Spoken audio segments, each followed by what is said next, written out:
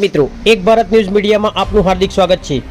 હિંમતનગર ખાતે આવેલ જિલ્લા સેવા સદન અને કલેક્ટર કચેરીમાં ગંદકીનું સામ્રાજ્ય અને ઘોર બેદરકારી જોવા મળી હતી।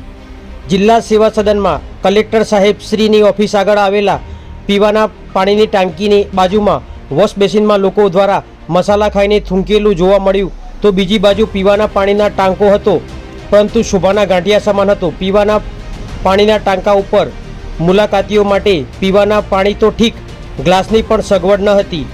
સાથે સાથે બાજુમાં પુષ્કળ પ્રમાણમાં ગંદકીના ઢગ જોવા મળ્યા હતા।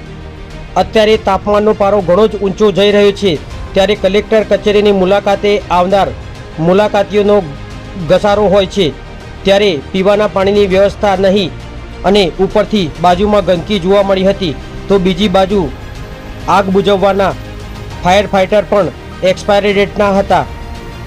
આગ બુઝાવવાના સ્પ્રે ઉપર ઉપરાઉપરી વીતેલા વર્ષના ફક્ત સ્ટીકરો જોવા મળ્યા હતા।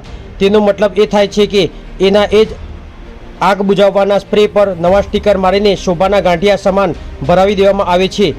હવે જો કોઈ મોટી દુર્ઘટના થશે તો જવાબદાર કોણ રહેશે? જિલ્લાનું મુખ્ય મથક અને પછી તમામ સરકારી કચેરીઓની ઓફિસો અને ત્યાં જ તંત્રની ઘોર બેદરકારી જોવા મળી હતી। જો આ ઘોર બેદરકારીને લઈને કોઈ પણ દુર્ઘટના થશે તો આખરે જવાબદાર કોણ રહેશે? પત્રકાર વિશાલ ચૌહાણ, સાબરકાંઠા।